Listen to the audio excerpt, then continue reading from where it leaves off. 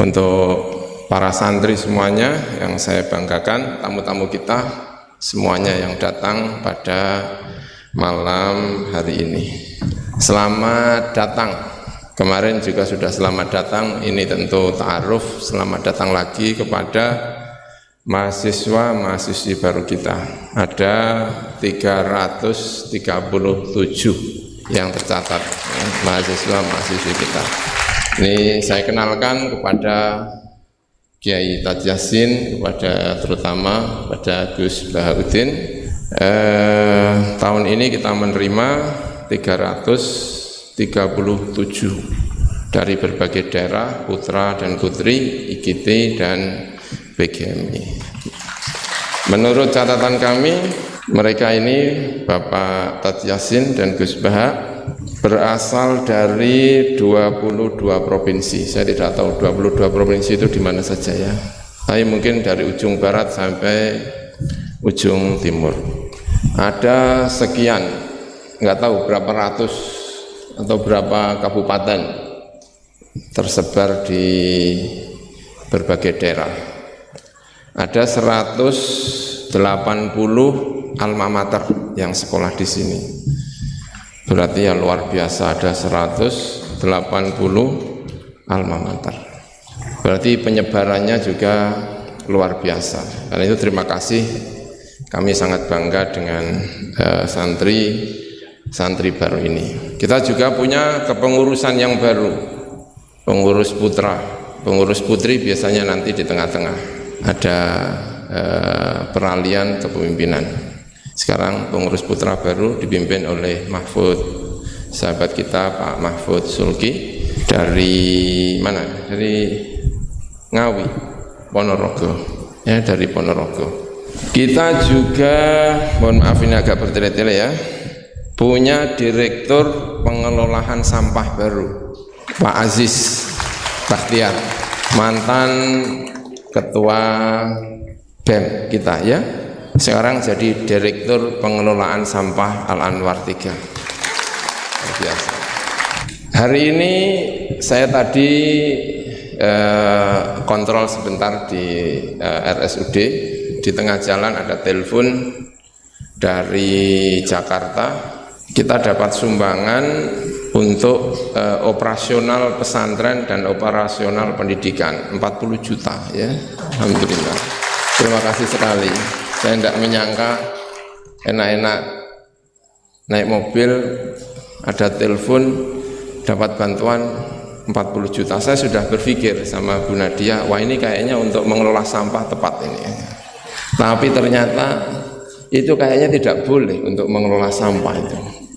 Ya nggak apa-apa, tetap untuk sementara bayar listriknya, pakai uang itu dulu, jatah listriknya untuk sampah. Tuker dikit aja nggak apa-apa. 40 juta. Yang jelas 40 juta itu bagaimana caranya, diantaranya agar kita bisa mengelola sampah dengan baik. Yang asalnya jadi problem sekarang menjadi berkah. Bagaimana sampah itu bisa menjadi uang di Pondok Al-Anwar 3 ini. Disupport 40 juta, Aziz Bakhtiar jika tidak menyelesaikan rugi 40 juta ini. Nah, support insya Allah ya.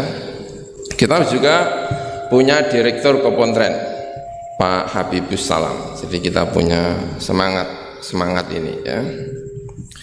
Kemudian akhir November insya Allah kita akan melakukan wisuda. Insya Allah akhir November. Wisuda sampai saat ini terbesar karena yang sudah daftar untuk di wisuda itu 199. Kalau sampai November mungkin akan mencapai 230, 225. Terakhir kita wisuda itu Asmaul Husna, 99 mahasiswa-mahasiswi. Wisuda kali ini di tengah pandemi insya Allah sekitar 230. Luar biasa ya, wisuda 230. Semoga mahasiswa dan mahasiswi dapat judulnya masing-masing. Saya juga ingin menyapa mahasiswa-mahasiswi kita yang tidak bisa hadir di kesempatan ini, yang ikut menyaksikan, ikut merasakan aura malam ini secara online, entah ada di mana. Rencananya jika semuanya berjalan dengan baik, ini informasi untuk mahasiswa semester 7. Saya mulai dengan mohon maaf dulu untuk semester 7. Kita rencananya semester 7 itu akan kita selesaikan PKL-nya, akan kita selesaikan PPL-nya, akan kita selesaikan KKN-nya, lalu kita tarik kembali ke pesantren ini untuk minimal skripsinya setengah jalan, dan itu mungkin sampai awal Maret atau pertengahan Maret. Harapannya awal Maret, pertengahan Maret semester 7 baik IKT maupun PGMI minimal sudah setengah jalan. Syukur-syukur sudah selesai. Amin ya robbal alamin. Syukur-syukur ya. Semester 7 ini wajahnya wajah surga semuanya. Ya. Nah, kalau sudah selesai, mohon maaf tidak berarti tidak suka, tapi saking cintanya kami berharap bisa menyelesaikan di rumah sambil mengajar. Yang semester 2, semester 6, semester 4 kita tarik di pondok pesantren. Jadi gantian, shift-shiftan. Syukur-syukur pandeminya sudah selesai, maka akan kita tarik semuanya, tidak jadi pulang semester 7. Nanti akan ada informasi dari Pak Wakil Gubernur, semoga vaksinnya sudah selesai semuanya. Amin ya robbal alamin. Kalau itu tidak terjadi, maka pondok ini seperti shift-shiftan. Ada yang tahun ini periode ini semester 1 sama semester 7. Periode yang akan datang semester 2, semester 4, semester 6. Semester 8-nya sudah kita selesaikan sampai bulan awal Maret atau pertengahan Maret, syukur-syukur skripsinya sudah selesai. Makanya ini yang semester 7 mari kita selesaikan sampai semester berapa?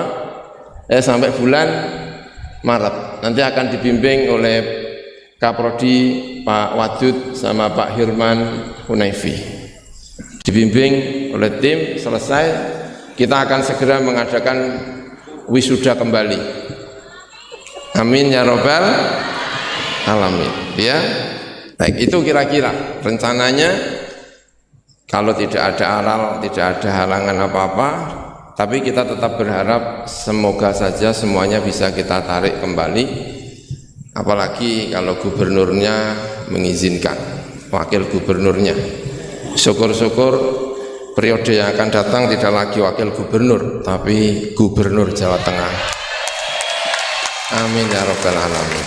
Ya, maaf ya saya agak bertele-tele sedikit. Sekarang kita bicara malam hari ini. Malam hari ini kita akan mendengarkan dari Wakil Gubernur dari Gus Bahak Nur Salim menjadi santrinya Mbah Maimun di Al Anwar 3. Pondok ini didirikan oleh Mbah Maimun. Kampus ini juga didirikan oleh Mbah Maimun. Beliau sudah mendahului kita setahun yang lalu, tapi semangatnya insya Allah akan tetap kita rasakan. Dan malam hari ini kita kepingin mendengarkan dari santri-santrinya Mbah Maimun. Gus Bahak ini santrinya Mbah Maimun, kakak kelas saya waktu di Ghazaliyah, 2 kelas di atas saya. Ini Gus Bahak. Beliau kelas 1 Sanawi, waktu itu saya kelas 5 Ibtidak, sering bergaul, sering jagungan malam hari, murojaah malam-malam.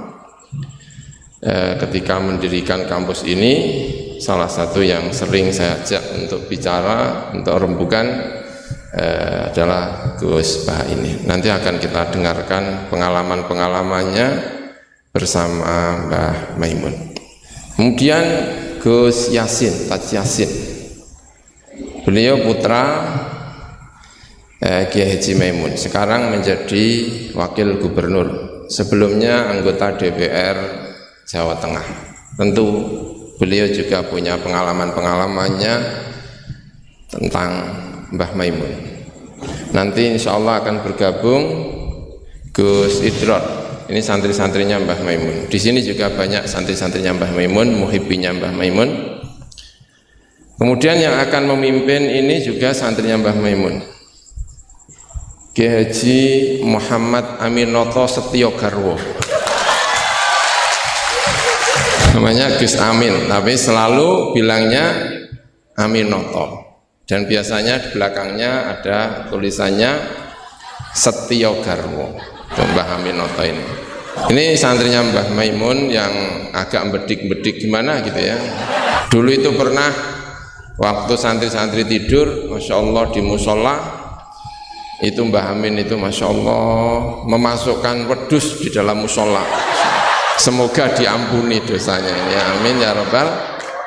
Ini Gus Amin, Masya Allah ya, ini Gus Aminoto ini. Alhamdulillah beliau juga bergabung bersama kita, salah satu dosen di Sekolah Tinggi Agama Islam Al-Anwar. Istrinya juga santrinya Mbah Maimun, hafal Al-Quran, khusyuknya minta ampun, tidak seperti suaminya, tapi itu perpaduan yang luar biasa, nanti akan memimpin jalannya. Alhamdulillah ini Gus Id sampun rawuh, monggo Gus Id. Ini adik saya yang paling bungsu, ya.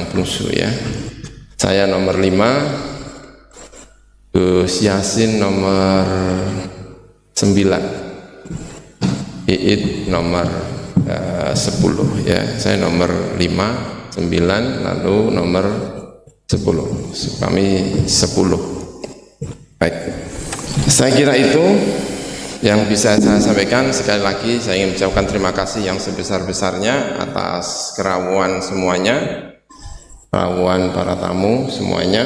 Saya tidak bisa menyebut satu persatu. Semoga malam ini semuanya kita bahagia. Besok kita semakin semangat untuk belajar. Jadi malam ini kita adakan memang salah satu tujuannya agar malam ini kita mengambil spirit dari Mbah Maimun melalui murid-muridnya. Kita dengarkan, besok kita punya semangat yang lebih, dan itu salah satu cita-cita guru kita semuanya, Haji Maimun Zubair. Saya kira itu yang bisa saya sampaikan. Mohon maaf atas segala kekurangan, atas kepanjangan apa yang saya sampaikan malam ini. Terima kasih. Assalamualaikum warahmatullahi wabarakatuh. Yang kami hormati Gus Baha dan Kiai Rafiq, para dosen di Sekolah Tinggi Agama Islam Al-Anwar, para mahasantri putra maupun putri. Sengaja saya berdiri karena saya lihat kalau saya duduk di sudut kurang enak, kurang berdarah kan. Jadi saya sengaja berdiri, dan kalau berdiri saya melepas masker lebih enak. Posisi itu memang yang mengharuskan seperti ini. Tentu saya bersyukur kepada Allah Subhanahu wa Ta'ala, pada malam hari ini saya bisa berkumpul dengan komunitas saya, para santri, karena memang dalam perpolitikan dibahasakan oleh Kiai Maimun, di Jawa Tengah itu religius atau nasionalis religius, religius nasionalis, dan saya diposisikan sebagai religius. Walaupun tadi dikatakan oleh Gus Wafur, Gus Baha maupun Gus Aminoto, santri Mbah Mun niku nggih wonten sing belinge kados Gus Amin, bawa wedhus nang musala, pintune jebol, karena memang waktu malam hari niku memang rame akan dikira niku tsunami nek cara anune apa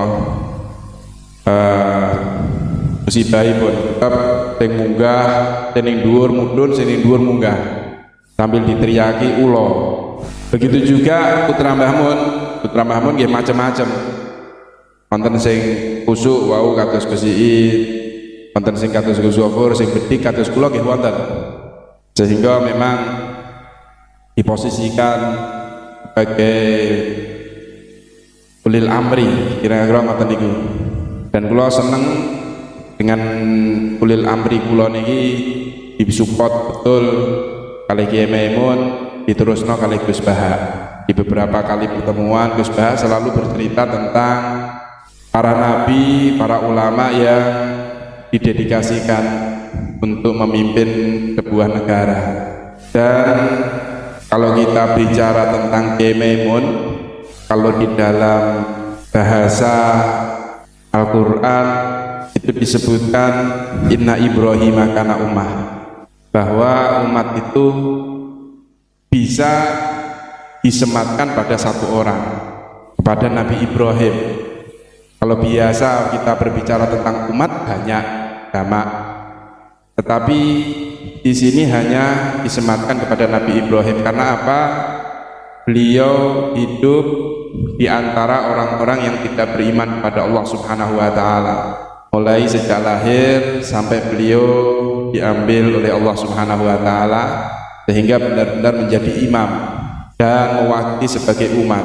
Dan Kiai Maimun ini ya pantas dijadikan sebagai umat, karena dari beliau muncul Gus Baha, muncul Gus Ghafur, Gus Idron, tidak kalah Gus Amin, dan kita semua yang saat ini kita Stadium Jenderal dengan ta'aruf santri menjadi santri Mbah Mun di Al Anwar 3. Artinya ternyata dari satu sosok itu bisa menjadi umat yang banyak, menjadi kekuatan yang banyak. Dan yang paling yang paling disegani oleh Kiai Maimun sebagai seorang ulama tidak hanya bicara tentang kitab atau syariat, akan tetapi juga berbicara tentang sosial, berbicara tentang politik, berbicara tentang kenegaraan. Yang kita ketahui bahwa di negara Republik Indonesia ini tidak hanya satu agama, tidak hanya satu suku. Dari Jawa sendiri banyak bahasa di Pulau Jawa. Kadang saya nggak paham dengan bahasa Sundanya, dengan bahasa Osengnya Banyuwangi saya juga nggak akan paham. Yang paling familiar dengan kita pun saya nggak paham bahasa Madura. Karena kenapa saya sampaikan familiar? Karena memang kami juga punya darah Madura. Itu aja nggak paham. Artinya banyak bahasa-bahasa yang di negara Republik Indonesia ini, dan beliau bisa mewarnai itu. Dan dari ketawaduan beliau, keutamaan beliau yang diberikan oleh Allah Subhanahu wa taala, sehingga tidak ada, hampir kayak tidak ada orang yang memusuhi Kiai Maimun. Biasanya kalau orang saat ini saya sering diingatkan, terus jenengan itu masuk ke politik apa sudah siap untuk dicaci maki? Darani kronologinya, konotasinya politik siap dicaci, politik siap dimusuhi dan siap untuk dibullying lah bahasa anak-anak sekarang. Tetapi kita melihat sosok Kiai Maimun masuk ke era politik bukan hanya 1 tahun 2 tahun, puluhan tahun, sejak tahun 73, 70, bahkan sebelum 70-an beliau sudah ikut andil dalam kancah politik. Tetapi semasa beliau di dalam politik tidak pernah atau belum pernah kita mendengarkan apa yang menjadi fatwa beliau, istihad beliau menjadi momok bagi bangsa Indonesia atau lawan politik. Bahkan saya merasakan, karena saya itu diperintah oleh beliau yang tentu dalam hal memimpin Jawa Tengah, dan di dalamnya ada berbagai partai yang mendukung kami, itu agak sungkan, agak menghargailah atas jerih Kiai Maimun. Bahkan ketika saya datang di Jakarta ketemu dengan lawan-lawan politik pun, para lawan politik ini mengatakan bahwa kami ini juga murid Kiai Maimun, kami ini murid Mbah Mun. Akan tetapi kalau kita melihat sejarah para ulama, para tokoh mutaqaddimin, bahwa orang-orang mutaqaddimin ini mengakui atau mengatakan kami sebagai murid itu ya suhbah, tidak hanya belajar ilmu. Kalau hanya belajar ilmu berarti kita hanya mengambil ilmunya saja, belum tentu mengambil ilmu itu sebagai murid. Sampai tadi yang sampaikan Gus Amin, ada kiai YouTube ya, ada kiai ya kayak Gus Amin lah, nggak pernah masuk ke YouTube, makanya beliau sebenarnya iri saja Gus Bahar. Dari dulu saya tahu orang Al Anwar itu yang seneng bermain komputer itu ya Gus Amin. Zaman komputer mahal, kalau dolan teng Sonorin itu gak ada komputer kathah ya Mbak Imunan. Muter video macam-macam nggih liwat komputer nih. Tapi kok nasibnya ra iso mlebu teng YouTuber ngoten mawon. Jane pengen jane. Rasane piye to Gus iso mlebu nang ngene kiai YouTube ngoten niku. Nah niki memang kembali artinya kita ingin mengambil sisi karena kita tadi temanya Santri Mbah Mun di Al Anwar 3. Tentu dengan tema ini pimpinan Pondok Pesantren Al Anwar 3 punya harapan besar. Dari Al Anwar 3, dari Sekolah Tinggi Agama Islam Al Anwar ini yang notabene kedepannya bukan hanya jurusan-jurusan agama saja, akan tetapi juga bisa menjadi universitas. Yang jadi universitas inilah nanti umat di bawah naungan Kiai Maimun Zubair ini bermanfaat di segala sektor, segala bidang. Bukan hanya dalam mengajar saja di kelas, akan tetapi juga bisa memberikan pelajaran di semua sektor. Menjadi pimpinan daerah ini juga memberikan pelajaran kepada masyarakat. Menjadi ahli komputer juga menjadi pengajar. Karena saya melihat himne Stay Al Anwar ini yang ditetuskan oleh Kiai Najib Bukhari, bahwa beliau ingin menggambarkan Kiai Maimun, yang mana Kiai Maimun ini kepeduliannya terhadap keilmuan. Kalau kita bicara ilmu ya berarti semua ilmu harus bicara di sini. Kepedulian beliau Kiai Maimun mendirikan Pondok Pesantren Al Anwar mulai pusat sampai Al Anwar 4, itu juga beliau punya harapan tinggi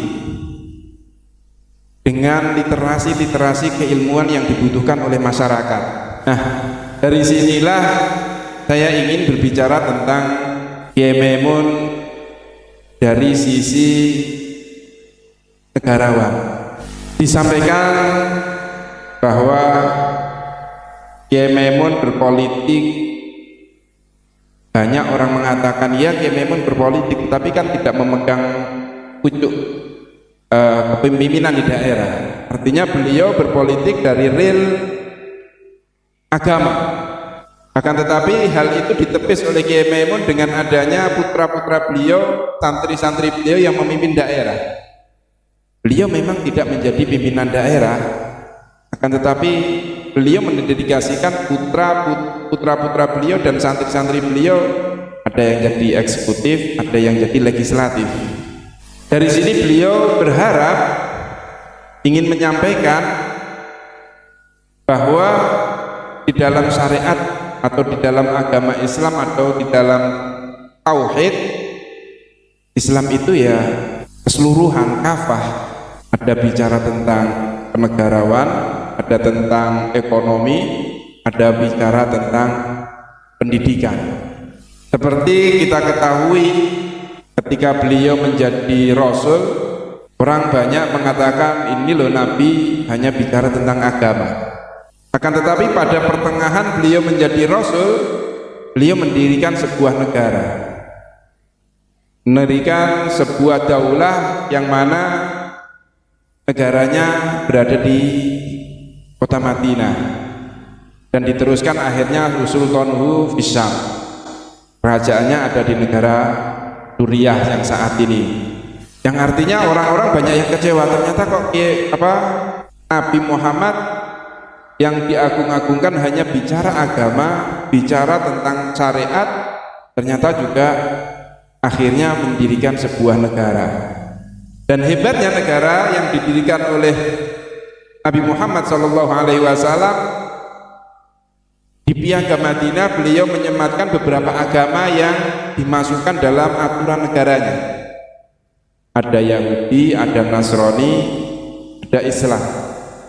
Sama halnya dengan negara Republik Indonesia ini yang dimana diatur ketika pertama muncul ketuhanan yang Maha Esa, ada kelanjutannya, akan tetapi dihilangkan karena apa? Karena ternyata di agama di negara Republik Indonesia ini bukan hanya Islam saja, atau di agama negara Republik Indonesia ini bukan hanya Kristen saja, maka diesakan, tidak dilanjutkan. Artinya apa? Negara Republik Indonesia ini kita harus bangga, harus bersyukur bahwa negara kita ini negara yang sama dengan negara yang didirikan oleh Nabi Muhammad SAW. Saya ini alhamdulillah malam ini derajat saya naik senaik-naiknya. Karena seumur-umur saya ini hanya bangga punya guru Mbah Mun. Tapi malam ini punya guru baru. Nah, ini sekaligus Pak dicatat oleh Ketua Yayasan Gus Aufal tadi, Pak Amin mengaku saya muridnya. Ini satu kezaliman. Jadi tapi saya senang ya, karena apa ya, ciri jadi wali itu harus mazlum dizalimi. Jadi saya pastikan tidak balas lah, karena beliau ngangkat derajat saya. Saya tadi pertama bilang murid saya Gus Bah itu saya senang sekali, seseneng-senengnya. Karena baru ini malam tersial saya. Saya dulu masih ingat ketika Gus Najih di Mekah terkenal alim alamah karena ngarang kitab. Gus Gofur tahun pertama Mbah Mun muji-muji karena mumtaz di Al-Azhar. Jadi beliau-beliau ini heboh karena karir akademiknya. Kalau Gus Amin karena ngelepas kambing di musola. Jadi jameknya sama-sama bikin heboh. Jadi ya itu saja lah. Niru itu tidak bisa penuh ya, sudah niru hebohnya saja. Tadi karena Gus Aufal baru masuk, tadi Gus Aminoto bilang gini, Gus Aufal, dulu Mbah Mun sayang saya sampai dicatrikan istri. Apa Gus Gofur bisa nyarikan saya istri? Oh bener-bener kefasikan baru dalam. Jadi kita rileks saja karena ini apa ya, guyon itu bagian dari ibadah kelas tinggi. Ya ini betul, saya dulu mengkaji sama Gus Gofur seperti beliau tadi cerita. Di antara kegiatan beliau kalau malam belajar usul fikih, kita belajar bareng-bareng. Di antara pendapat usul fikih yang menyenangkan kita itu adalah mubah itu wajib. Dan itu saya kenang betul. Izma min mubahin ila wa yatahaqqaqu bihi tarku haramimma. Wa yatahaqqaqu bisukun tarkul qat'i wa bisukut tarkul qadar. Itu pasti Pak Amin tidak bisa. Hafal sebanyak ini tidak bisa. Jadi dia itu pelarian karena ngapalkan nggak bisa, ya sudah gojlok saya. Tapi ya tetap tidak level lah, kira-kira gitu. Tidak level, jadi nggak level. Artinya begini ya, malam ini kita guyon nikmati suasana seperti ini dengan Gus Gofur, dengan Gus Aufal. Malam ini artinya kita ada dugem. Malam ini kita ada zina, ada dugem, tidak melihat hal yang maksiat. Jadi mubah itu tarkul haram. Tarkul haram wajib, meninggalkan haram itu wajib. Berarti fi'lul mubah juga wajib. Tapi mubah loh ya, bukan lepas kambing di musola. Kalau itu tidak wajib ya tidak mubah, haram. Tapi di pondok ada adat, kalau yang melakukan itu Gus itu makfu. Jadi kalau di bab najis ya najis makfu lah, itu kira-kira. Artinya khazanah kita cukup untuk menganalisis itu. Saya memang di antara murid yang sering mengkaji Mbah Mun secara fikih. Saya pernah bilang di rumah dinasnya Gus Yasin, bagaimana beliau tadi menyinggung, ketika Gus Yasin diduetkan dengan Pak Ganjar, ini menjadi fikih abadi bahwa ada fikih besar, yaitu ulama tidak ada tradisi atau tidak boleh ada tradisi berhadapan-hadapan dengan umarok. Kita sama-sama berduet untuk kelangsungan bangsa ini secara damai dan bermartabat. Jadi nggak penting menurut saya Gus Yassin wakil gubernur, apa Gus Yassin ketua DPR dulu, Kak Kamil ketua DPR, Gus Kamil. Yang menjadi penting bagi kita adalah fikih ini akan abadi. Itu juga ketika Gus Zufur sekolah sampai doktor, bahwa ulama Sa'alim Mbah Mun, Putra Mbah Zubair tidak anti dunia kampus. Sehingga Gus Zufur sekolah ya sampai doktor. Juga beliau tidak anti khusyuk, tadi kata Gus Iid, khusyuk yang dimaksud Yai bukan terus khusyuk. Karena Yai sering menghentikan manis zada khusyuan zada jalan, terus ada orang kayak Gus Amin, dia nggak khusyuk supaya nggak dikatakan bodoh. Itu memang cara beliau melawan makalah itu. Kalau beliau khusyuk kan nanti zada apa? Jalan, maka pura-pura ada khusyuk, selain itu fakta terus ya sudah jadinya seperti itu. Saya itu sering meneliti fikihnya Mbah Mun, mulai yang tadi. Saya masih ingat ketika Yai mau ketemu Bu Mega ketika mau haji. Yai tindak Jumat, ketemu Bu Mega itu Sabtu, beliau terbang Ahad. Di antara yang dihentikan ke santri-santri, kira-kira gini maknanya, besok saya ketemu Ibu Mega dan ini bagus supaya Indonesia damai karena ulama dan umaroknya ini satu kombinasi antara nasionalis dan religius. Beliau itu paling menghindari kalau Indonesia chaos, kemudian ada dosa yakulu batu batu. Kalau chaos itu mungkin potensinya saling bunuh, saling apa. Sehingga ketika melihat Mbah Mun ketemu Mega itu pikiran pertama saya adalah safkut dima, jangan sampai terjadi. Karena beatan pertama Al-Quran adalah wa idza akhadna mitsaqakum la tasfikuna dima'akum. Dan itu beliau melakukan itu dengan cara yang sangat elegan. Ketemu orang yang benar-benar jadi aktor di Indonesia. Siapa yang nggak ngerti Mbah Mun aktor penting dalam perjalanan agama di Indonesia. Mega sebagai simbol nasional. Beliau dengan besar hati ketemu, dan itu kita membaca fikih sebagai bentuk hiknan lidima'il muslimin, upaya supaya Indonesia itu damai baik-baik saja. Saya tentu belajar banyak dari Gus Zufur ketika menafsirkan kenapa Al-Barjanji itu menjadi mujad. Kata Gus Zufur, padahal karangan Al-Barjanji itu tidak besar-besar kayak Sayyid Zabidi yang ngarang kitab. Karena ketika negara lain bingung, ya, atau beliau bingung menemukan format Islam, masih perang, mencari bentuk ini Sunni atau apa, ribet perang. Indonesia itu terbangan. Betapa indahnya Indonesia, serasa perang, terbangan. Gitu. Ya ini ya gejolak-gejolokan, ya rileks santai. Sampai saya tidak tahu ini kiai dari mana. Makanya ini sekaligus untuk mahasiswa baru, terminan dosen Anda ya, mulai yang waras kayak Gus Zufur sampai yang kewarasannya kita tidak tahu tapi ya waras. Yaitu tadi Gus Zufur menambahkan Aminoto Setio Garwo. Saya tidak tahu itu tambahnya Gus Zufur apa ada di aktenya, nggak tahu saya. Tapi saya kenal Gus Amin itu lama sekali.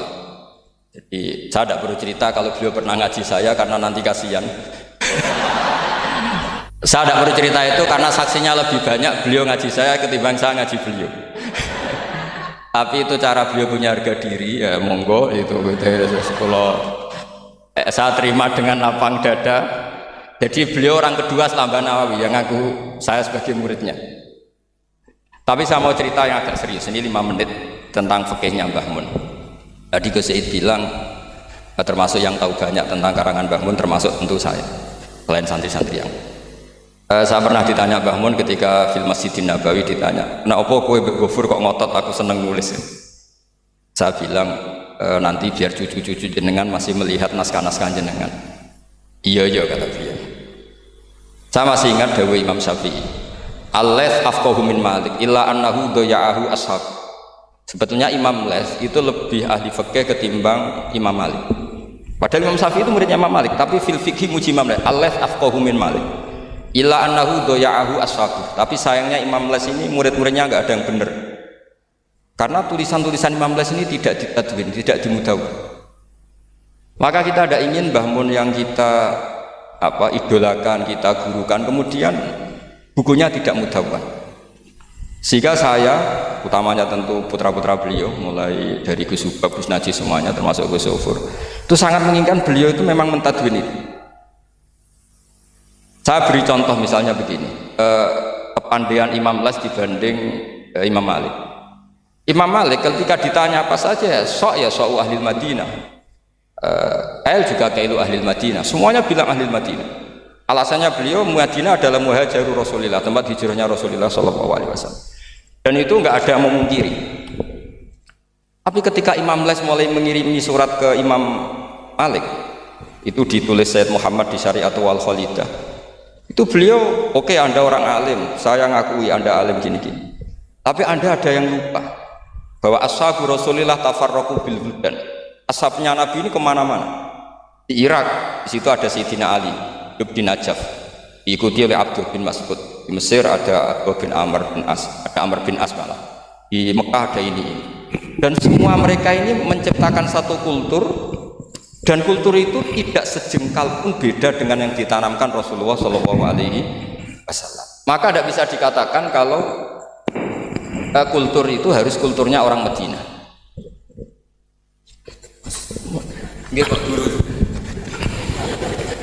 Ini naik pangkat ini, seorang guru melayani muridnya. Ini juga cara beliau untuk mengalahkan saya di dunia wali. Jadi makanya pura-pura tawadhu. Nah, Al-Laits afqahu min Malik. Beliau punya sekian contoh bahwa orang Irak itu tidak kalah kerennya lah kira-kira gitu tentang ukuran-ukuran sok, karena Sayyidina Ali di situ juga menciptakan kultur. Begitu juga Amr bin As dan beberapa sahabat yang tafarraqu fil buldan. Bahkan sesuai dunia yang saya tekuni termasuk ilmu qiraah, as-sakhul qiraati sanadan itu adalah Asim. Padahal Asim ini qari'un kufiyun. Kenapa? Karena setelah Imam Asim ada Abi Abdillah Abdurrahman As-Sulami, setelah itu Sayyidina Ali. Karena Sayyidina Ali sakanal Irak atau sakanan Najaf kalau istilah modern. Sehingga Imam Syafi'i ngetikan Al-Laits afqahu min Malik illa annahu daya'ahu ashabu. Nah, barokahnya Bamun menulis misalnya Al-Ulama Al-Mujaddidun yang sering dibaca Gus Sofur, juga saya di beberapa pertemuan alumni. Itu Bamun kelihatan sekali dari awal tuh akan bina siapa saja. Beliau cerita misalnya salasun min aslil iman. Beliau di antara hadis yang beliau pilih dari sekian makalah beliau dan itu dijadikan muqaddimah, wal jihad ma'akuli amirin baron kana ufajiran, wassalat khalfakuli muslimin ya baron kana ufajiran. Jadi beliau memilih berteman siapa saja, membina siapa saja itu amdan, bukan sahwan. Karena beliau adalah periwayat dan penulis hadis, tentu ya diriwayatkan Nabi Dawud, memang ditulis di situ. Sudahlah kita ikut berjuang ma'akuli amir. Jihad itu di konteks Indonesia tentu mempertahankan supaya sholat ini sesuatu yang indah. Kita tahu yang bikin masjid di mana-mana itu departemen keuangan bikin masjid, kepolisian bikin masjid, kabupaten bikin masjid, gubernuran bikin masjid. Itu kalau nunggu bisarohnya Pak Amin dari sekte itu gak jadi masjid, yakin. Untuk rokoknya saja mungkin pas-pasan. Tapi barokahnya kita berjuang ma'akuli amir. Para umarok dibina, beberapa kiai mulai zaman Mbah Hashim sampai dulu Mbah Hashim yang bina Pak Karno, sampai era Mbah Mun, akhir-akhir Pak Harto juga beliau pernah ditimbali di istana, sampai Pak SBY, sampai Pak Jokowi. Sehingga aura keislaman itu ada di mana-mana. Departemen berkebutuhan ngaji. Bahkan Gus Sofur pernah cerita, saya pernah beliau diundang di kantor pusat PD untuk ngaji. Gak kebayang. Pertama Gus Yassin daftar di KPU yang ditanyakan Bang, gue tenang mau ngimami sholat sampai Pak Ganjar. Nggih, Mbah Mun seneng sekali. Jangan kira senengnya Mbah Mun karena jabatan, seneng dia. Jadi Mbah Mun ketika Gus Yassin cerita sholat tadi itu seneng sekali. Seneng sekali diceritani bahwa barokahnya Gus Yassin diwetkan itu ada dengan tanda petik, ada komunitas yang kayak sholat itu jadi ukuran. Saya meskipun nggak nangis di depan umum kayak Gus Amin tadi, saya juga heran kok bisa nangis. Itu saya heran betul. Dan saya tetap husnudzon itu asli. Ya agak memaksakan husnudzon saya, tapi ya sudahlah saya husnudzon. Kalau itu asli. Itu saya sering nangisi fikihnya Mbah Mun. Di antaranya adalah saya pernah sejagungan sama Gus Hasib bin Wahab, termasuk pendiri NU Wahab. Saya cerita prestasi Mbah Hashim, Gus Wahab, Bisri Sansuri, juga beberapa kiai Ahmad Siddiq, Wali Maksum, sampai cerita Mbah bahwa para kiai ini berhasil menciptakan satu entitas agama menjadi tolok ukur. Jadi barokahnya mereka berjuang secara tadrijan, secara gradualisme, secara proses. Sekarang itu calon bupati kok tidak sholat, itu tidak keren dan tidak dipilih. Gubernur kok terkenal nggak sholat itu pasti nggak dipilih. Artinya kiai ini berhasil, bahkan nilai-nilai politik pun harus bersama nilai-nilai apa? Agama. Pejabat kok ketahuan selingkuh itu habis. Artinya nilai-nilai yang menurut agama mungkar, satu hal yang buruk, itu juga buruk di perspektif politik Indonesia. Jadi dan itu tanpa bikin negara ini terus kayak jadi negara Islam. Kurang apanya coba ijtihad guru-guru kita yang luar biasa. Saya pikir sampai di sini aja, nanti moderator biar balas saya supaya saya lebih madlum lagi. Semakin madlum semakin derajat saya akan naik. Dan monggo Gus Amin kalau mau memadlumi saya persilahkan, karena saya ini kan sudah terlalu kuat lah, kayaknya agak ngefek. Tapi nggih monggo lah, kalau artinya ini sekali-kali saya ngomong serius. Jadi dulu nyuwun sewu, kita pengajian saja harus lapor, harus izin, bahkan ada istilah SIM, surat izin mubalek ya dulu. Namanya juga SIM. Ini abahnya Pak Rafiq itu ya temannya bapak saya. Masuk teman bodoh nih. Ini masyhur ini. Ibunya Pak Rafiq ini nggak pernah masak enak, kecuali ada tamu. Akhirnya kerja sama bapak sama Mbah Mun, kalau Jumat pagi disuruh ke situ.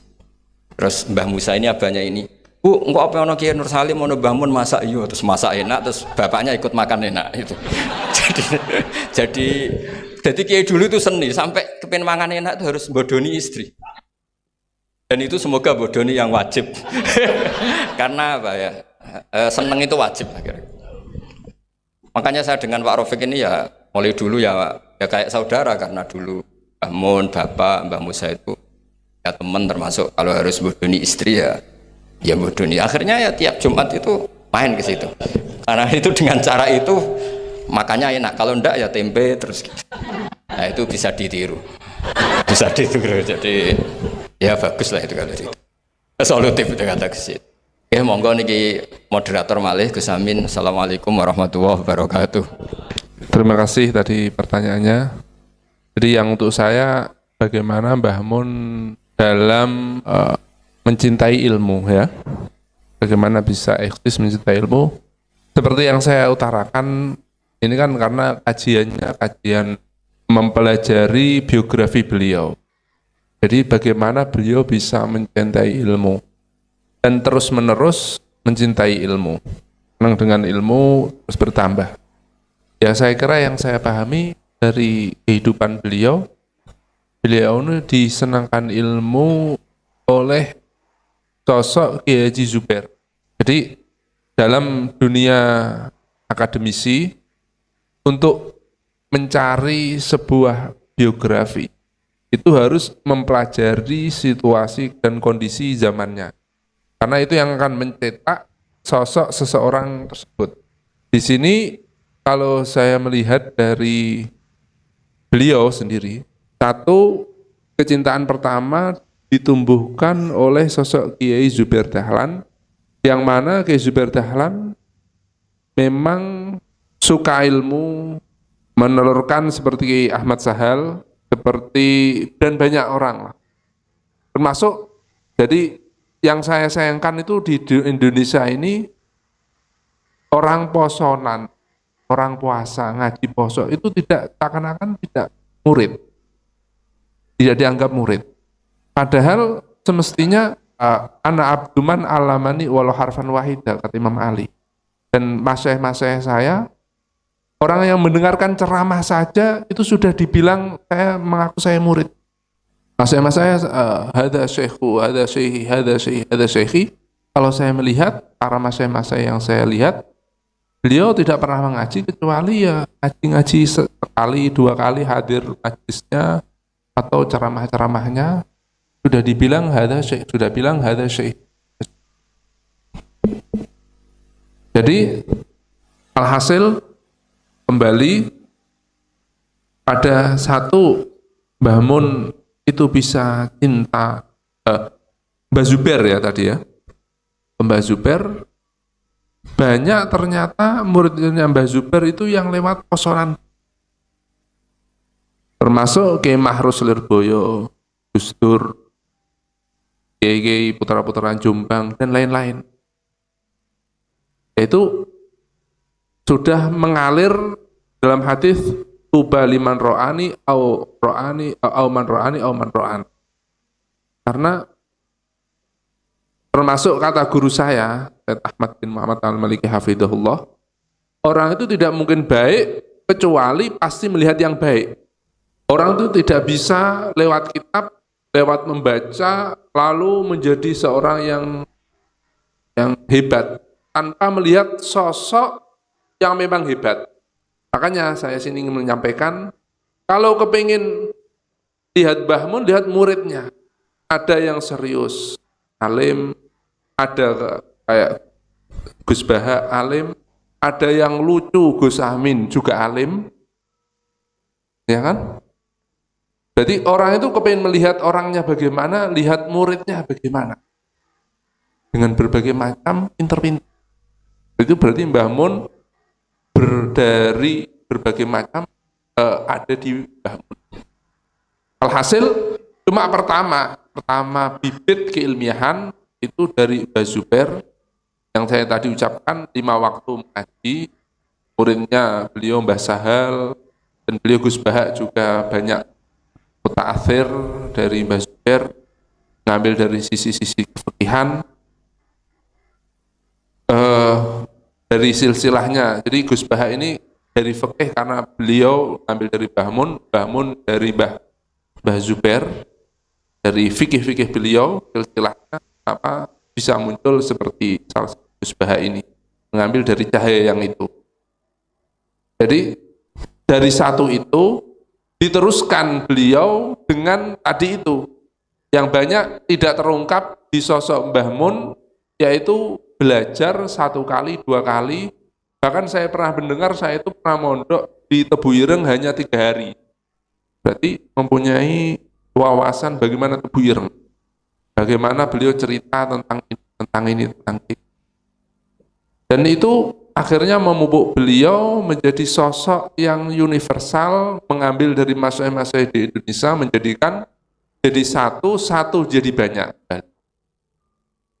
Bisa banyak kembali. Jadi alhasil bagaimana mencintai, ya memang dari pertama diterus-teruskan. Beliau Mbah Mun seperti tadi, senang ilmu itu hayatul ilmi bil mudzakarah. Beliau masih mengajarkan keilmiahan, terus sering membaca sehingga sampai pun masih gemar membaca. Adapun cara belajar, saya sendiri ini yang saya amati dari guru-guru saya, bagaimana sih cara belajar. Saya sendiri sampai sekarang titik sekarang ini, yang saya pandang dari guru-guru saya, bagaimana di realita orang belajar itu pokoknya ya ilmu semua itu dipelajari. Mau yang satu persatu atau ini, yang saya pahami dari guru-guru saya, jangan ditinggalkan itu, jangan ditinggalkan semua ilmu. Ini yang saya melihat dari ulama-ulama, dari masyayikh-masyayikh yang saya lihat, sehingga saya yakini dari kehidupan beliau yang dijalankan. Dari Said Muhammad, bagaimana Said Muhammad, bagaimana Mbah Maimun, bagaimana lain-lainnya, Kiai Abdul Ghafur dan lain-lainnya, itu bagaimana belajar. Saya kira belajar semua ilmu itu dipelajari, cuma mungkin ada satu yang difokuskan seperti kata ulama-ulama, itu yang saya pahami, dan ini yang bisa saya sampaikan. Dan banyak juga Mbah Mun itu ilmunya ilmu futuh.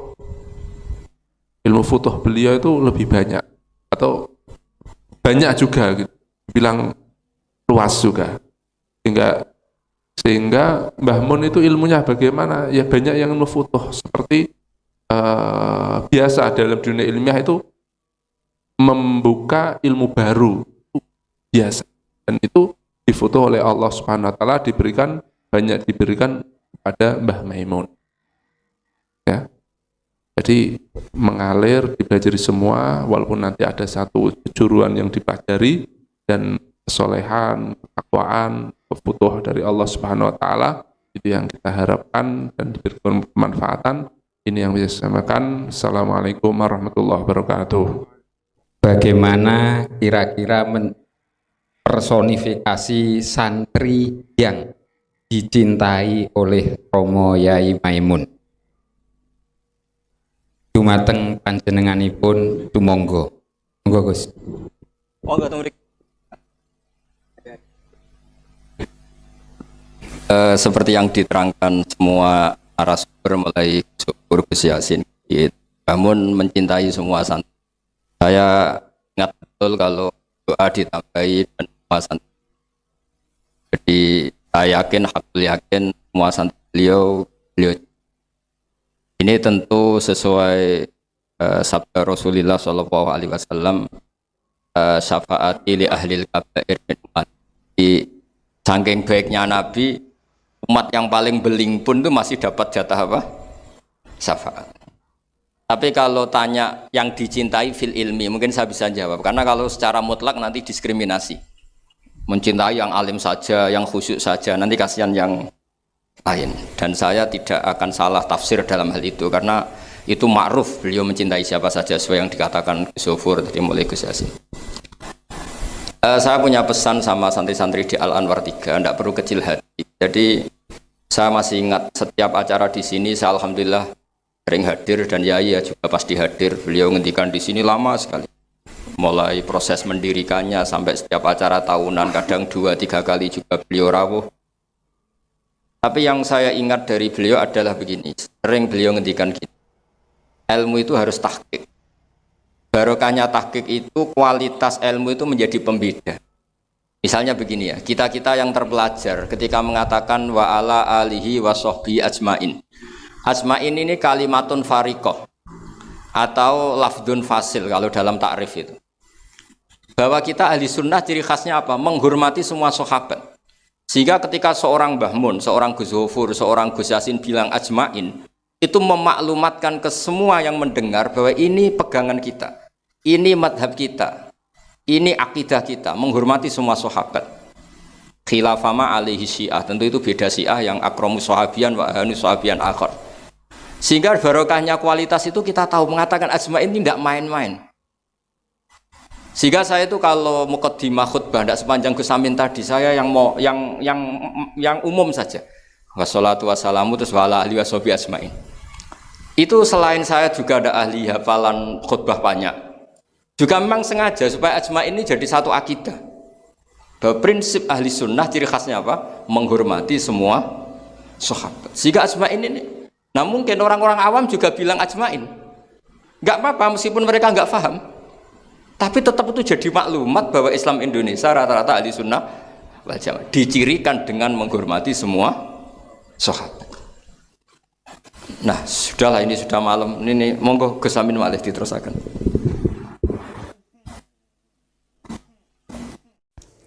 Oke teman-teman, jadi itulah reaction ngaji kita bersama dengan Kiai Haji Bahauddin Nur Salim atau Gus Baha.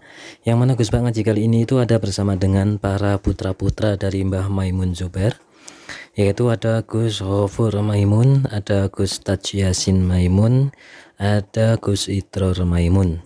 Dan ini merupakan dalam acara Stadium General atau kuliah umum awal ya, waktu pengenalan kepada ataupun yang ada di STAI Al Anwar ya.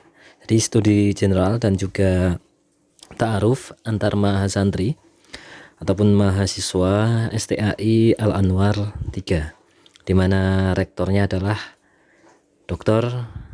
Kiai Haji Hofur ya, Abdul Ghafur Maimun atau Gus Hofur, dan itu merupakan sahabatnya Gus Baha. Dan Gus Baha ngaji kali ini bersama dengan mereka para putra-putra dari Mbah Maimun tentunya mengenai pandangan beliau ataupun kenangan ataupun apa istilahnya ya, secara biografi ataupun kesan ataupun semuanya tentang Mbah Maimun Zubair, yang mana diniatkan untuk menyemangati para santri-santri, para mahasiswa ataupun mahasantri di STAI Al Anwar ini untuk terus-menerus belajar. Kecintaannya pada ilmu itu semakin meningkat. Dengan di situ juga dijelaskan, walaupun tidak ada videonya, yang ada di dalam video ini ya, ada Gus Aminoto yang merupakan murid dari Kiai Haji Maimun Zubair juga, salah satu santri Mbah Mun yang unik ya. bisa dikatakan unik. Dalam video lainnya ada saat Gus Baha dikojlok oleh Gus Aminoto ya, Aminoto Setio Garwo. Nah, itu katanya katanya Gus Khofur seperti itu. Nah, ini merupakan kenangan-kenangan ataupun pembicaraan ataupun ngaji mengenai khususnya pandangan-pandangan dari Mbah Maimun, ke pandangan entah itu prinsip-prinsip ya, entah itu dalam dunia keilmuan, dalam dunia politik maupun dalam sosial ataupun dalam dunia pendidikan. Jadi Gus Khofur juga menyampaikan mengenai Mbah Mun, kenangan beliau dengan Mbah Mun. Kemudian Gus Taj Yasin juga menyampaikan mengenai Mbah Mun dari pandangan politik.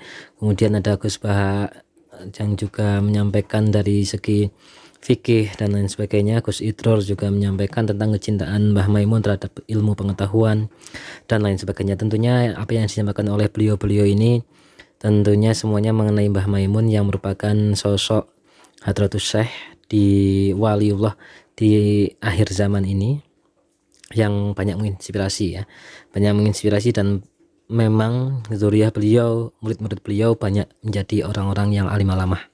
Itu membuktikan bahwa beliau itu alim alamah, karena salah satu ciri orang alim alamah yaitu mempunyai zuriyah ataupun mempunyai murid yang alim alamah pula.